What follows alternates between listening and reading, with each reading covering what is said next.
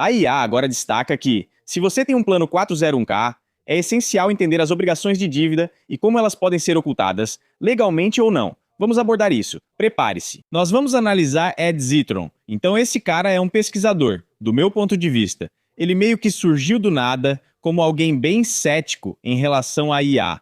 Vamos ouvir o que ele diz sobre onde essa dívida está escondida. Onde estamos em relação à narrativa da IA, na sua opinião? E qual é a realidade? Acho que os investidores devem se perguntar: no que estou me envolvendo ao investir na Microsoft, Google e Amazon? Então, o UBS estima que 27% da receita do Google Cloud este ano virá da OpenAI e da Anthropic, aumentando para mais de 48% no próximo ano. Isso é muito dinheiro. Vai ultrapassar 124 bilhões de dólares no próximo ano. Muitos investem nessas ações acreditando que o CAPEX atende a uma demanda diversificada de IA, mas, na verdade, está criando infraestrutura para duas empresas não lucrativas e insustentáveis. É possível que ele esteja certo sobre elas. Ele certamente está certo sobre elas serem não lucrativas.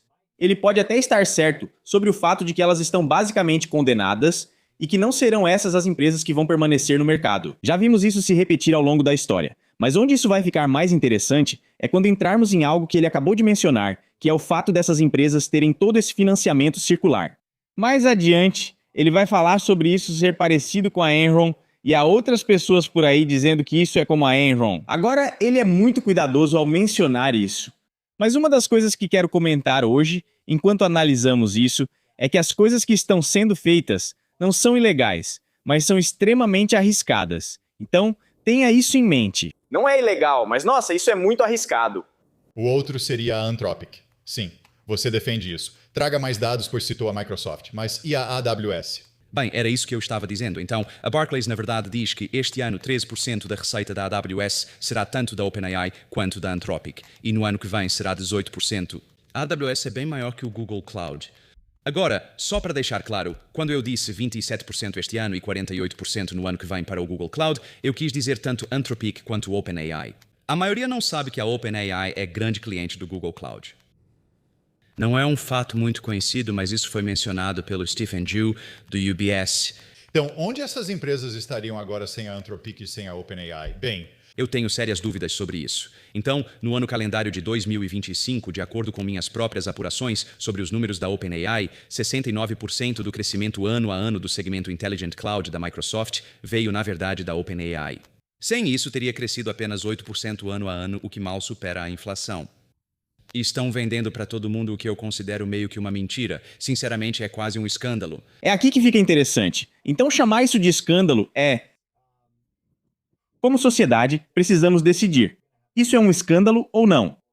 Afinal, é assim que as empresas funcionam. Se você pensar na maneira como até mesmo um vendedor de carros usados faz negócios, o que eles fazem é dizer: você não pode pagar pelo carro, sem problemas. Eu vou te oferecer financiamento pelo próprio vendedor. Você vai pegar dinheiro emprestado comigo para comprar o bem. Algo que a Nvidia tem feito muito. Muitas dessas empresas estão fazendo esse tipo de coisa, onde é assim: eu vou investir na sua empresa, mas eu sei que você vai usar o investimento que acabei de fazer para comprar meu produto. Então seja investindo no data center que eles estão construindo, sabendo que eles vão fazer algo por você, ou que o data center vai ser realmente construído no seu serviço de nuvem ou algo assim. Esse tipo de coisa é muito comum. Então é aqui que as pessoas olham para o mapa de todo o financiamento circular e pensam: espera aí, isso é realmente legítimo ou não? A questão agora é: isso está sendo divulgado? E a realidade é que à medida que você aprofunda nessas coisas, tudo está sendo divulgado. Agora pode até estar na página 88 do relatório deles, mas eles estão divulgando isso. Eu não vi ninguém dizendo que esses caras não estão divulgando isso. Então a verdadeira questão não é se isso é um escândalo. A verdadeira questão é: quem isso está colocando em risco? E é aí que tudo isso realmente começa a ficar louco. E então existem... Vamos entrar em mais detalhes conforme avançamos. Mas por enquanto, foque nisso. Existem basicamente 3 maneiras arriscadas pelas quais a dívida é afastada dos bancos e jogada no sistema como um todo. Então todos nós provavelmente estamos olhando para a forma como essas empresas estão conseguindo seu financiamento e dizendo: bem, isso é dinheiro em caixa, ou elas estão levantando esse dinheiro junto aos bancos. Lembre-se, até mesmo o Google ficou com fluxo de caixa negativo pela primeira vez. Isso é impressionante. Desde o IPO, nunca ficaram no negativo. Nenhum desses caras faz tudo isso apenas com fluxo de caixa. O investimento em CAPEX para IA é tão grande que eles estão tendo que pegar dinheiro dos bancos. Agora, beleza, legal. Os bancos estão assumindo o risco, certo? Bem, na verdade, não. Os bancos estão empurrando esse risco para o público. Não vou entrar em detalhes sobre como ainda. Vamos chegar nisso em 1 minuto. Mas agora, só para lembrar todo mundo, a IA basicamente é o mercado de ações dos Estados Unidos. O mercado de ações dos Estados Unidos é uma parte gigantesca do mercado de ações global. Quando o dinheiro procura um lugar onde possa ter retorno, ele vem desproporcionalmente para os Estados Unidos, o que significa que o dinheiro está vindo desproporcionalmente para a IA. Então, basicamente, o mundo está apostando em IA. O mundo está apostando na IA para crescer, certo? Então existe essa ideia subjacente de que a verdadeira tese de crescimento perpétuo acabou lá por 2011, 2012, mais ou menos por aí. Agora, aquela ideia de que as empresas de tecnologia vão crescer para sempre acabou. Elas ficaram sem ideias e isso virou só um jogo de publicidade nas maiores plataformas de redes sociais. É isso. Por um tempo, a Web3 parecia ser a próxima grande tendência, mas perdeu força e não avançou. E agora, como eles precisam de algo para sustentar essa narrativa de crescimento, porque lembre-se, os salários reais não estão crescendo. Então, as pessoas que estão procurando a resposta para como diabos vencer a inflação, todas estão buscando alguma tese de crescimento nos ativos. Ok, beleza. Vou investir todo o meu dinheiro. E então surge essa incrível história sobre IA. Agora, eu acho que a maneira certa de enxergar isso é: IA é real. Vai se tornar aquele gigante absoluto e massivo que todo mundo acha que vai se tornar. Mas vai demorar muito mais para a receita começar a entrar do que a dívida vai aguentar. Se isso for verdade, lembre que ocorreu em toda a grande revolução tecnológica.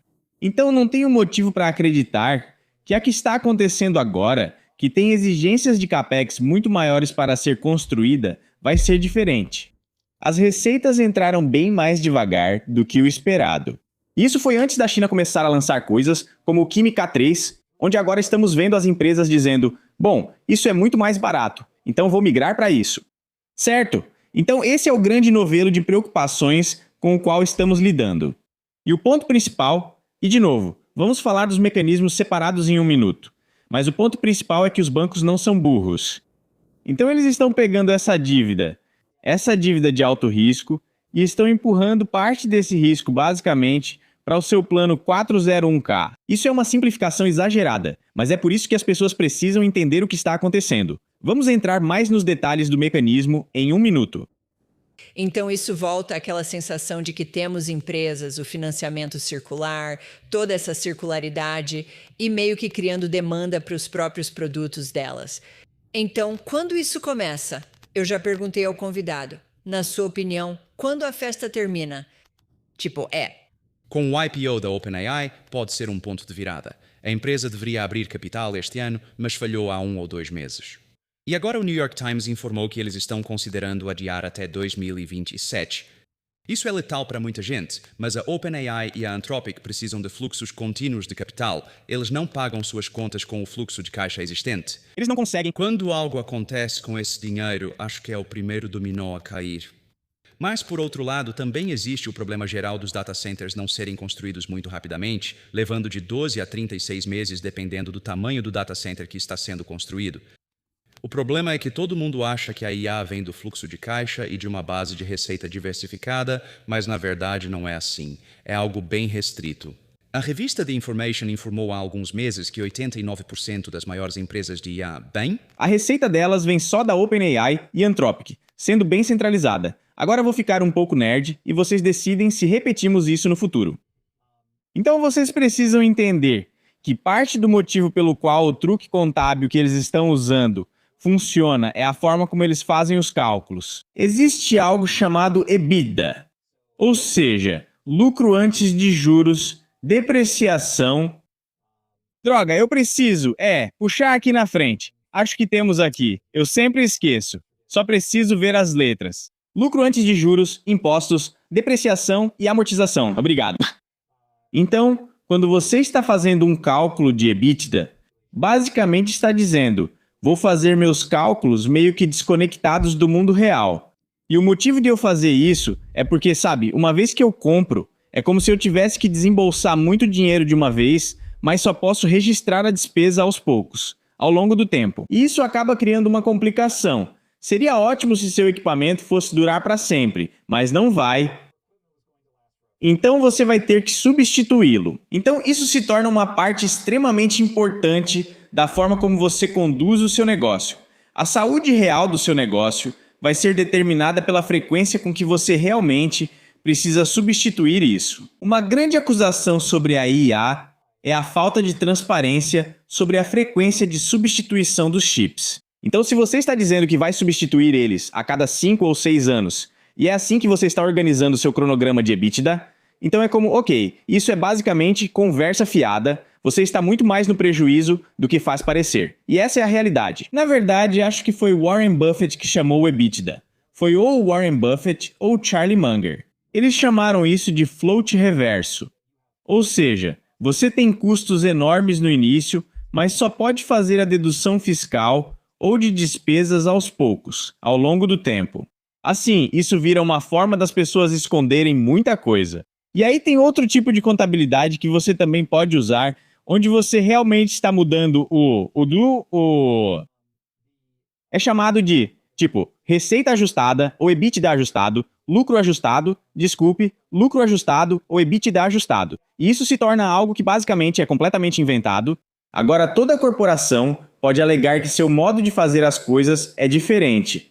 E por isso, excluir várias coisas. Então talvez a gente nem vá considerar o fato de que compensamos nossos funcionários com opções de ações. Ok. Esse é um ponto importante. Então, se você quer saber por que as pessoas ficam irritadas com as corporações recomprando suas próprias ações, parte do motivo é que elas estão recomprando ações para poder pagar seus funcionários em ações. Como são ações da própria empresa usadas como remuneração, eles não consideram isso despesa financeira. As pessoas então ficam confusas. Como assim, você acabou de recomprar essas ações?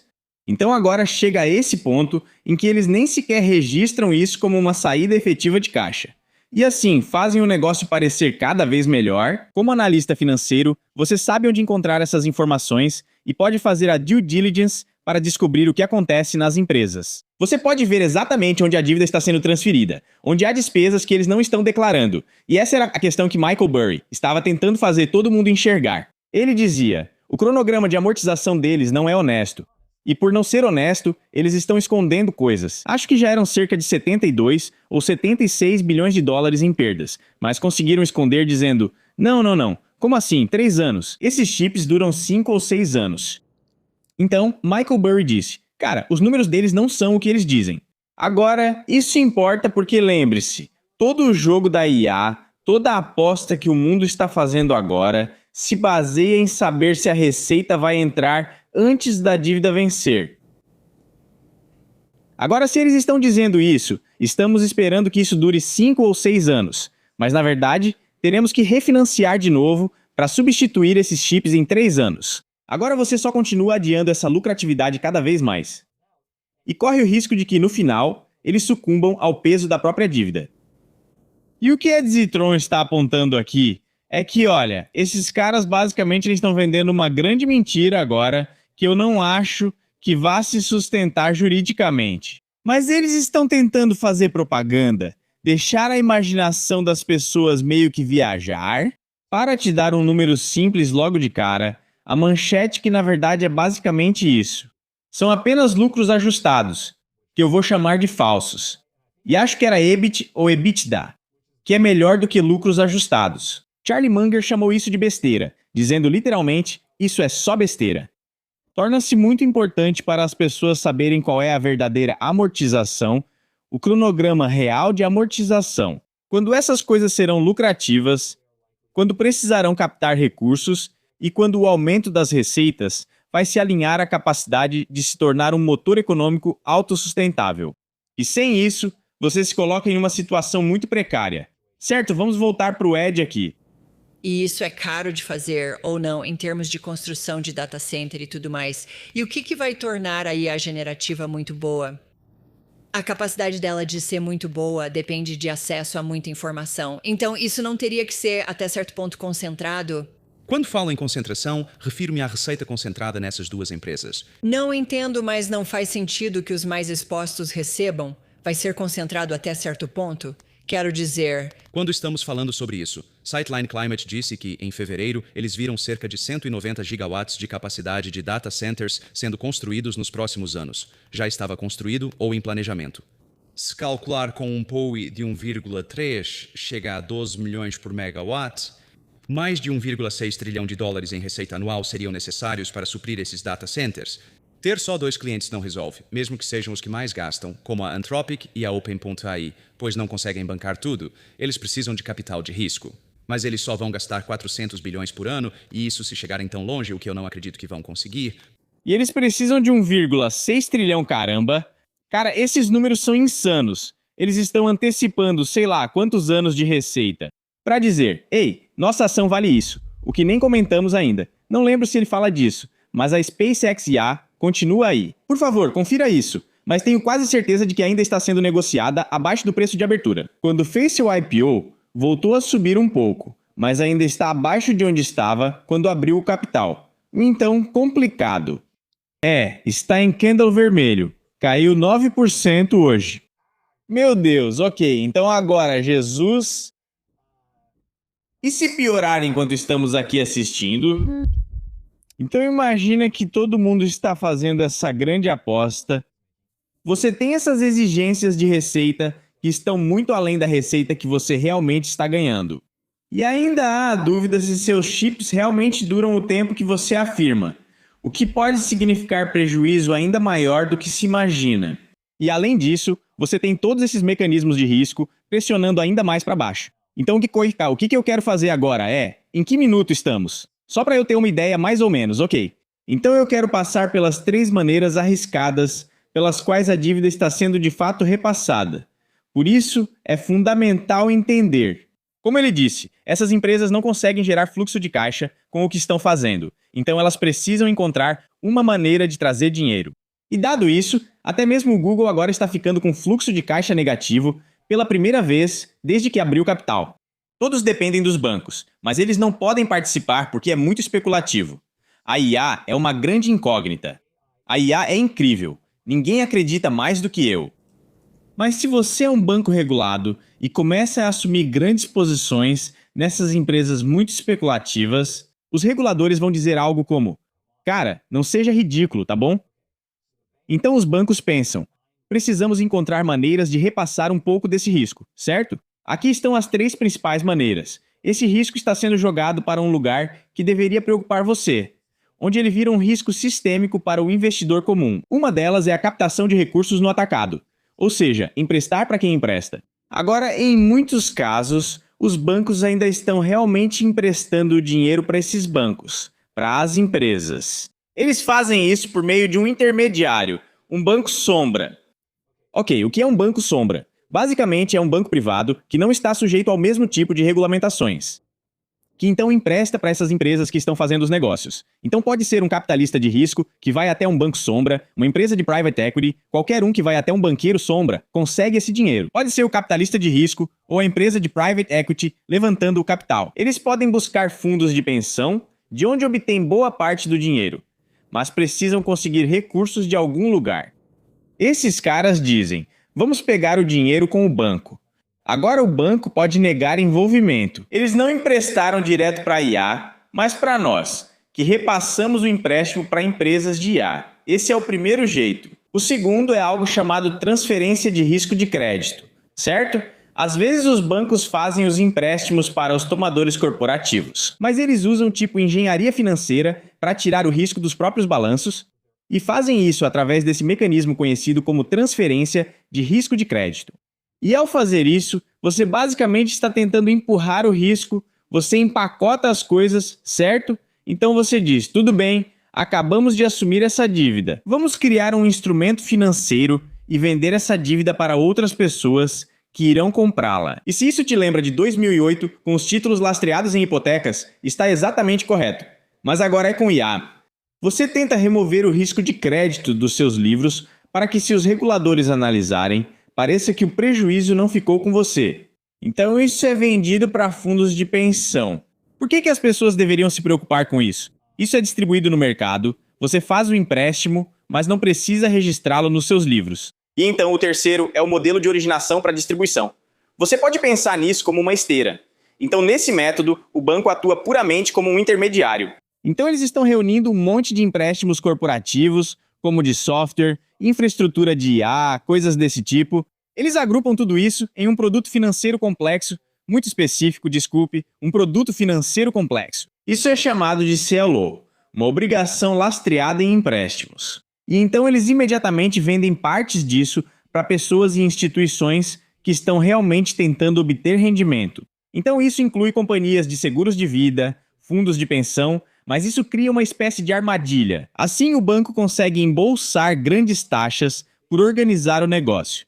Mas depois eles conseguem sair praticamente sem nenhum risco em seus balanços. Agora, o motivo pelo qual os outros aceitam isso é, primeiro, que eles não vão conseguir encontrar os diferentes empréstimos, produtos de empréstimo e coisas assim. Então eles querem que alguém faça esse pacote para eles, mas também querem apenas pegar uma parte do negócio. Então eles ficam tipo, beleza, isso fica super nerd e entra em algo chamado dívida mezanino, onde você está olhando, tipo, pense assim, se eu estou te emprestando dinheiro, eu tenho basicamente 3 maneiras de olhar para isso. A camada inferior é o patrimônio.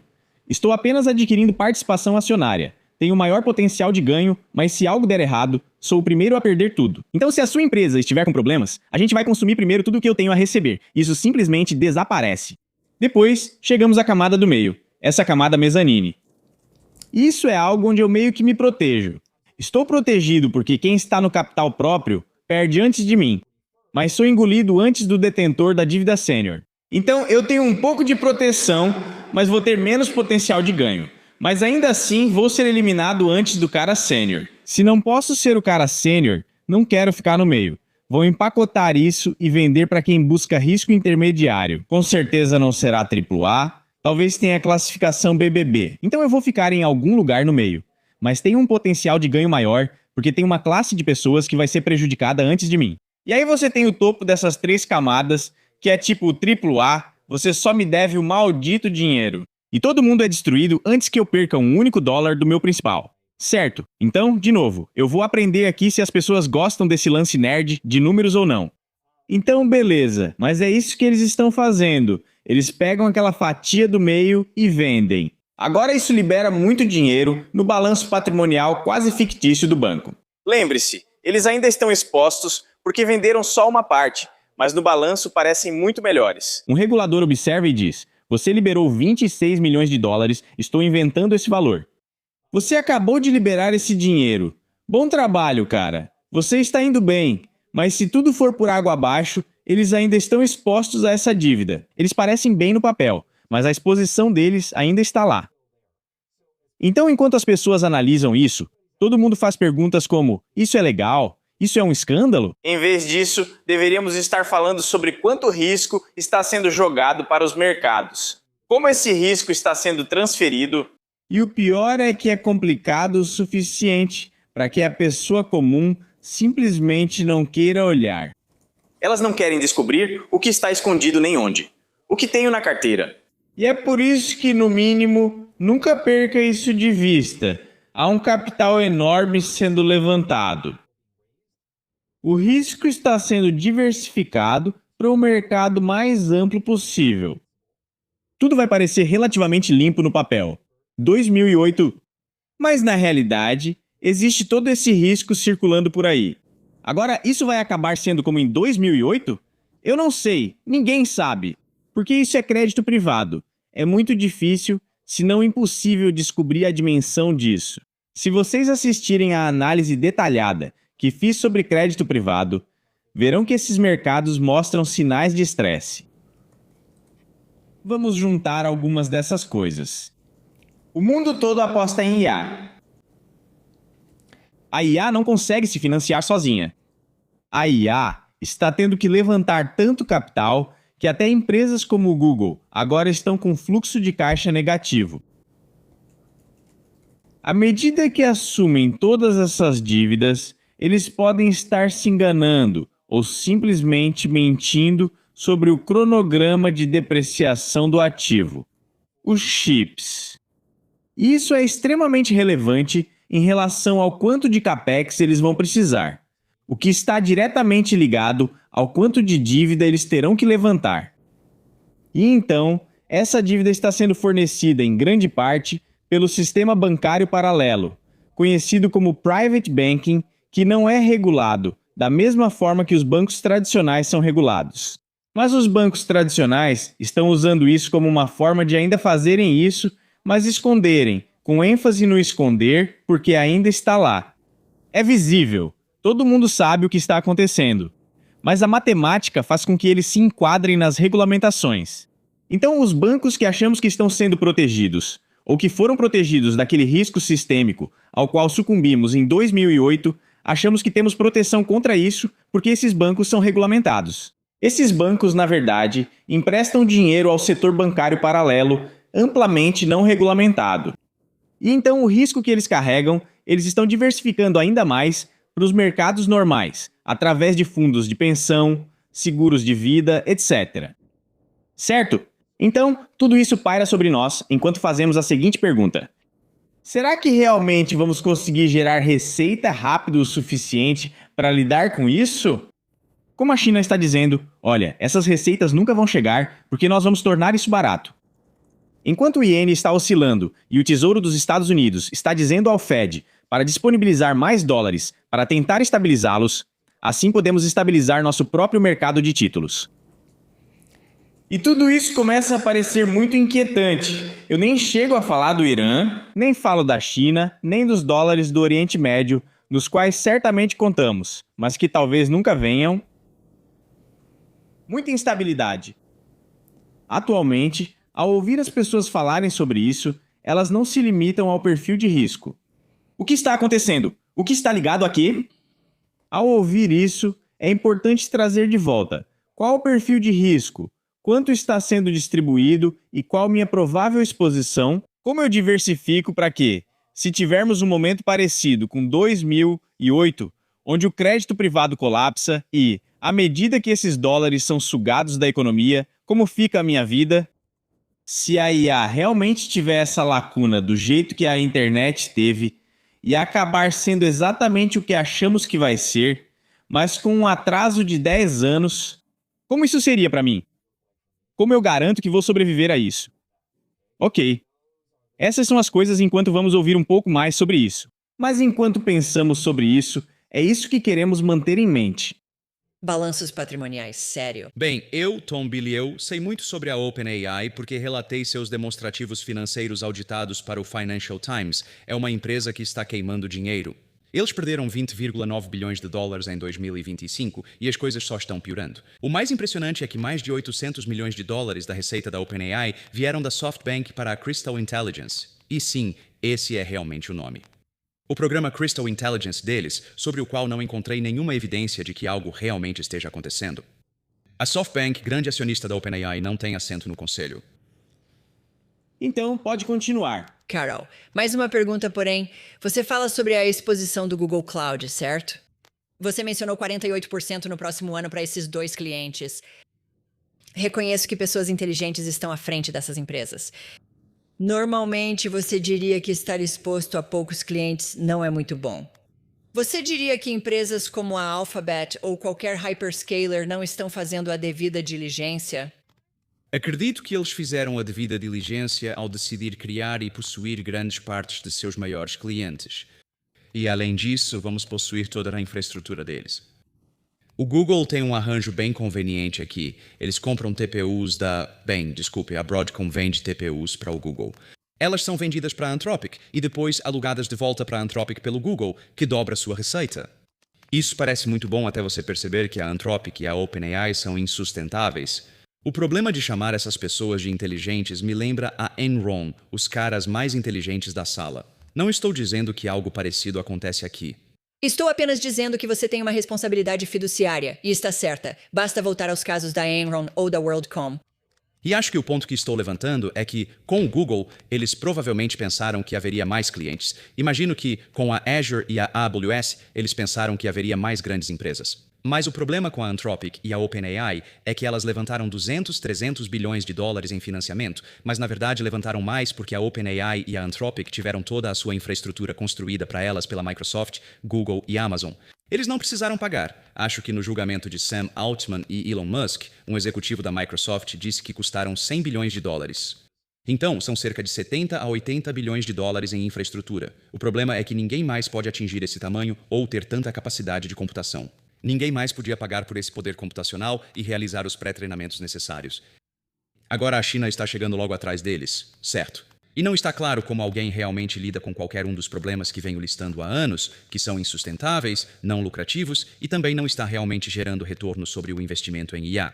Uma parte que eu não acho é de certamente não estar falando sobre isso. Isso não está surgindo nessa conversa, mas você precisa entender a psicologia das pessoas que estão investindo nisso, a psicologia das empresas, que quando ele diz, tipo, acho que eles pensaram que haveria jogadores muito maiores, muito mais grandes empresas.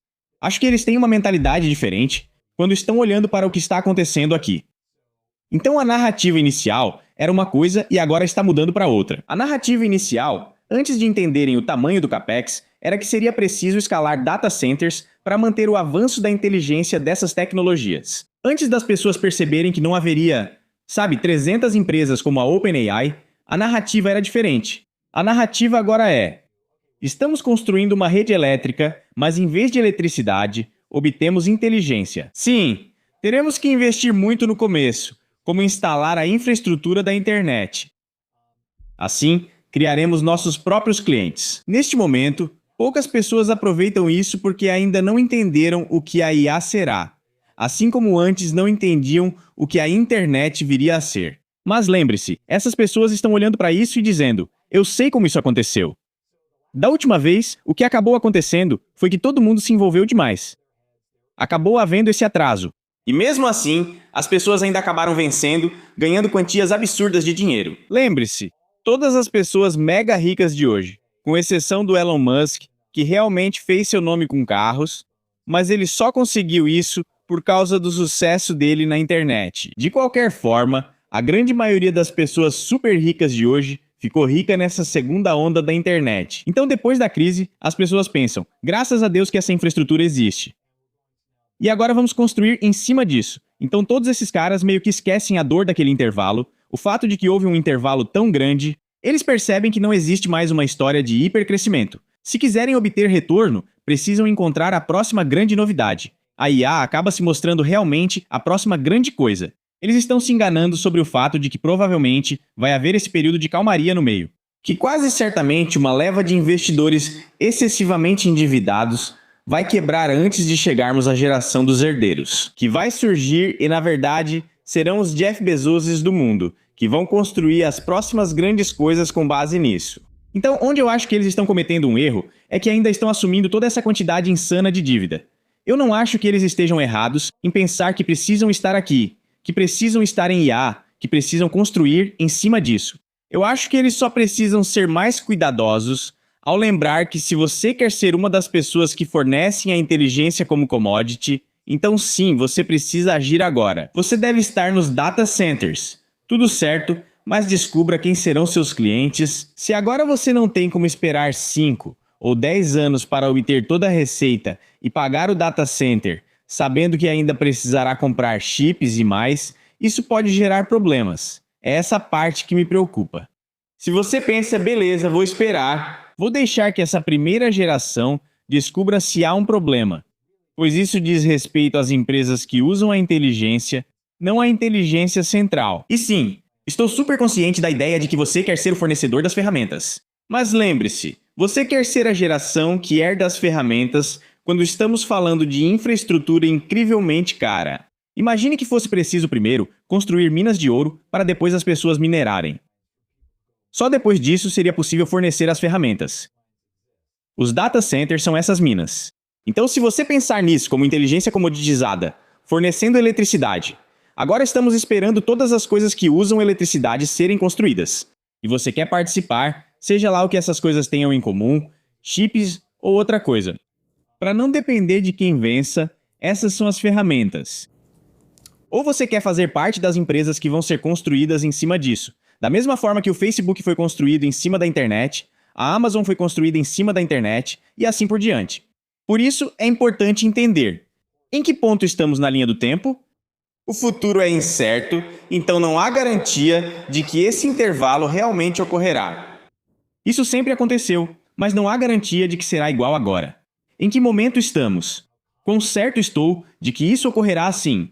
Devo correr e entrar agora para estar no início das que considero as melhores ferramentas?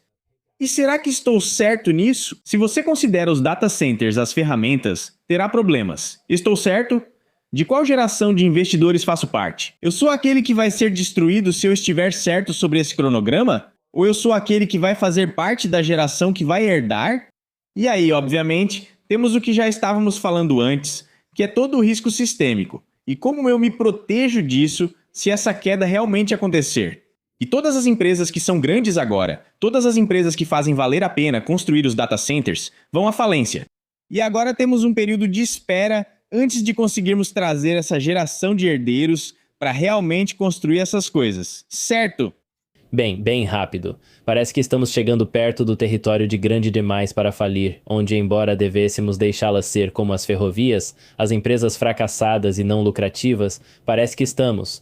Elas estão tão integradas nas empresas do Sete Magníficas que, se OpenAI e Anthropic falharem, isso afetará Google, Microsoft e toda a internet. E estou começando a perceber que eles estão se envolvendo com todas essas outras pessoas. Assim, é como se nós cairmos, todo mundo cai junto. É ainda mais assustador do que isso. Lembre-se, meu modelo mental do Irã é que o Irã era IA. IA é importante demais para falhar. Preciso garantir que esses 2 trilhões de dólares em investimentos venham para mim. Então, parte do que estou fazendo aqui é que aqueles caras prometeram investimentos e agora eu preciso cuidar do Irã para garantir que eles não se tornem um problema. Foi um erro, mas ainda assim acho que isso estava no cálculo dele. Os bancos são grandes demais para falir. Agora, se a IA afundar, sua economia vai explodir de um jeito que eu nem consigo imaginar quanto dinheiro vocês teriam que imprimir. Como isso seria? Seria bárbaro, cara. Isso seria simplesmente um pesadelo de proporções inimagináveis, especialmente porque você está fazendo isso numa época em que o carry trade do iene já criou instabilidade e problemas lá e pode criar problemas para você no seu mercado de dívida. E então, se de repente você tiver que emitir a maior quantidade de dívida do mundo para, estabilizar a economia, porque a IA despenca, uau, cara, né? O seu maior comprador de dívida está eu estou tentando vender agora? Cara, isso seria insano, não seria um bom momento. Então é por isso que não é hora de entrar em pânico. Todos deveriam ser muito cuidadosos ao avaliar riscos. Eu, por exemplo, não investiria no mercado de ações. É preciso ser ainda mais cauteloso. É preciso mais humildade para reconhecer que há muitos riscos. Isso não garante que algo vá acontecer, mas é importante saber quais são os riscos. Então eu acho que os bancos seriam socorridos se tivessem problemas. Acho que esse é o motivo pelo qual as empresas de IA estão desesperadamente tentando fazer com que o governo basicamente tenha uma participação nelas. Então o governo vai pensar, bom, não podemos deixar isso falhar. Eles estão tentando fazer com que isso seja visto novamente como uma questão de segurança nacional. Então, se eles não tiverem dinheiro, eles dizem, bom, cara, você realmente quer que a China nos dê uma surra? A gente precisa estar absolutamente na vanguarda. Então, o fato de não termos dinheiro suficiente para tornar isso um negócio lucrativo, isso não importa. Por que isso importaria? A gente só precisa garantir que o governo está financiando isso, porque isso é um sistema de armas. Então é assim, a IA se tornou algo tão gigantesco. E o pior é que isso é real mesmo. Como acabamos de ver com a versão mais recente do Cloud, como o desbloqueio ou o desbloqueio da OpenAI, e ela escapando, e aí todo mundo fica droga, precisamos controlar essa coisa. E antes disso, você teve a Fable escapando, e aí todo mundo ficou droga, isso está encontrando brechas e tudo mais. Não podemos liberar isso para o público. Então é um sistema de armas e é uma questão de segurança nacional. O risco agora é totalmente sistêmico. E as empresas atuais não estão gerando receita rápido o suficiente para serem classificadas como qualquer coisa, além de, como Ed disse, insustentáveis. Por enquanto, a receita pode começar a entrar e talvez esse cenário mude. Mas a questão é, isso vai mudar rápido o bastante para lidar com a dívida enquanto as taxas de juros sobem, aqui no Japão, de onde grande parte desse capital realmente se origina. Jesus, cara. Sim, quanto mais eu pesquiso sobre essas coisas, mais os pelos da nuca ficam arrepiados. Existe tipo uma bomba relógio ou uma corrida contra o tempo aí? Ou eles podem empurrar com a barriga, fazer finanças circulares, IPO, dobrar a aposta, conseguir dinheiro de private equity e meio que continuar empurrando com a barriga até alguém criar uma empresa de LLM de $1 trilhão de verdade? Eu não sei, ninguém sabe. Eu acho que temos muita pressão vinda da estabilidade da economia dos Estados Unidos, mas qualquer número real de prognóstico não é real. Então é mais que... Se você estivesse assistindo um cara fazendo flexões e dissesse quantas flexões eu acho que esse cara pode realisticamente fazer, tipo, eu acredito que ele pode fazer 100. Aliás, dá pra acreditar que ele faça 500 sem parar? Dá pra acreditar que ele faça 500? Sim. Acho que ele consegue fazer 1000? Isso começa a ser difícil de acreditar. Eu acho que ele consegue fazer 5.000? Absolutamente não. O recorde de flexões é de pelo menos 10.000. Pode até ser mais. Ryan, você pode procurar isso. Olha isso aqui. Qual é o recorde mundial de mais flexões contínuas? Acho que o número é 10.000 ou mais. Esse número é tão falso que jamais acreditaria nisso. 10.507 em outubro de 1980. Sem parar. Ferido nos anos 80, anos 80, aquilo era tudo cocaína. Aquilo era flexões movidas a cocaína. Não acredito. Tão perfeito. Eu adoro isso. Então agora é tipo, eu não sei qual vai ser a cocaína nos mercados que pode prolongar isso. Vou olhar para isso e pensar, não tem como não passar de um número absurdo. Mas também não tem como ele fazer mais de 1.000, isso é ridículo. E na verdade é 10 vezes mais cocaína do que o sistema realmente consegue absorver e continuar funcionando. É uma daquelas coisas que, infelizmente, para todos nós que temos que investir, ter a hipótese hiperbólica certa. Hipótese, mas errar o timing é o mesmo que estar errado, e acertar o timing é quase impossível. O que significa que todos nós estamos praticamente garantidos a errar.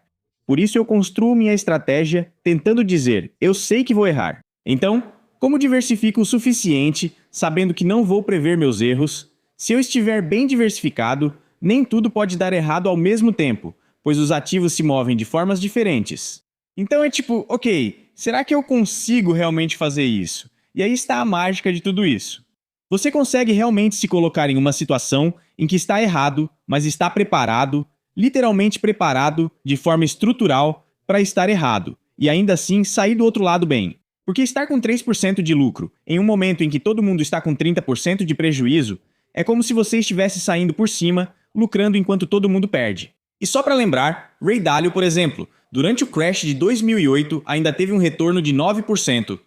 Eles tiveram um ganho de 9%, enquanto o resto do mundo estava desmoronando. Então existe uma maneira de se diversificar de forma inteligente o suficiente para não ser pego de surpresa. E é mais ou menos assim que eu penso sobre isso. Então eu tive um grande ganho em uma das minhas ações, tipo, absurdo, quando contei para minha esposa. Sabe o quão absurdo foi? Isso recebeu alguns elogios, para ser bem honesto com você. E eu pensei, vender imediatamente, porque não preciso ser ganancioso. Pode até dobrar de valor de novo daqui para frente, e eu vou ficar tranquilo. Eu estou perfeitamente feliz em garantir meus ganhos agora. Mas a maioria das pessoas não faz isso, a maioria pensa, bom, está indo bem, tenho que continuar apostando, vamos seguir. Continuar. Você precisa ter um número na sua cabeça em que você pense, se eu chegar nesse valor, vou diversificar para outra coisa. Caso contrário, você é pego de surpresa.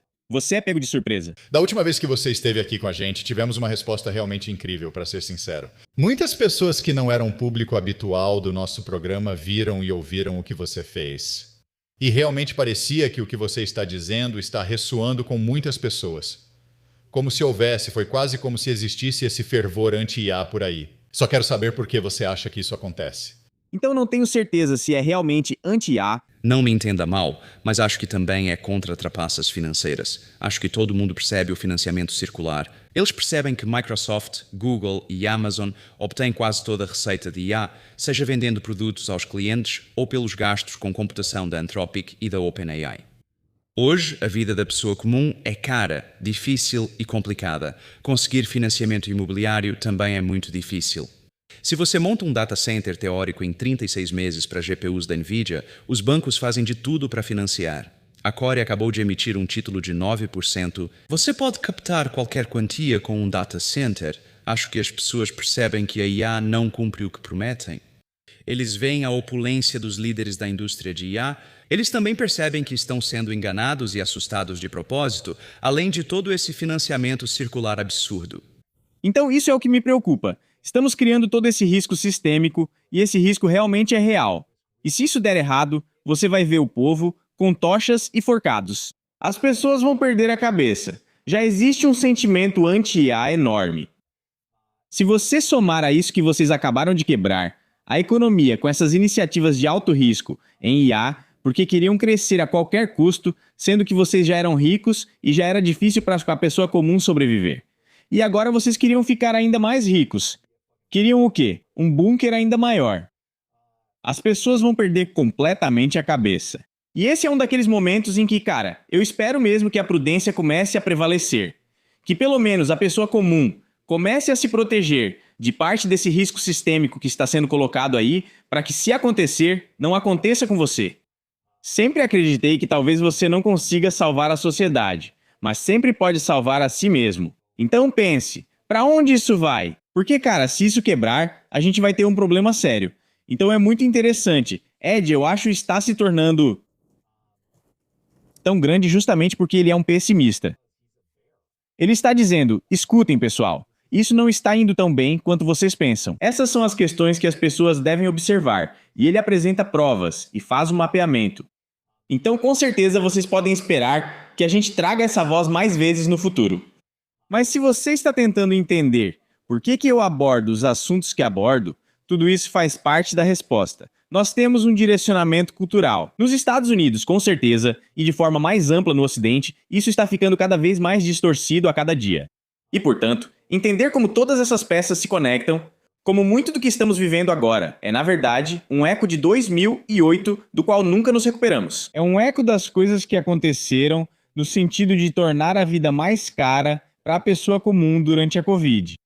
É um eco da maneira insana como os humanos ficam otimistas e depois intencionalmente fecham os olhos para as dívidas. É o fato de que o mundo é muito mais interconectado do que queremos pensar. Dos investimentos do Irã e do Conselho de Cooperação do Golfo, nos Estados Unidos até o Japão, e a forma como ele forneceu liquidez global, até o mal-estar geral de uma nação de pessoas que são propensas à radicalização, porque você passou tanto tempo financiarizando o mundo que não existem mais aqueles bons empregos de nível médio nos quais as pessoas costumavam confiar. Isso foi o que criou uma classe média próspera.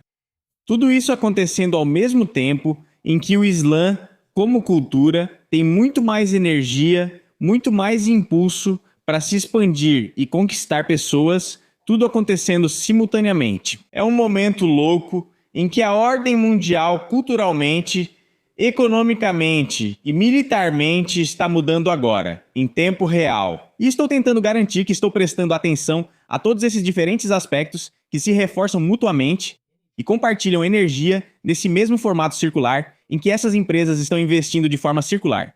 E até a próxima, meus amigos. Sejam lendários. Se cuidem. Paz. Se você gostou dessa conversa, confira este episódio para saber mais. Atualmente, muitos comparam o boom das ações de IA à bolha das .com de 99, mas grandes nomes de Wall Street, como Warren Buffett, pensam diferente. Warren Buffett eu sei que ele não é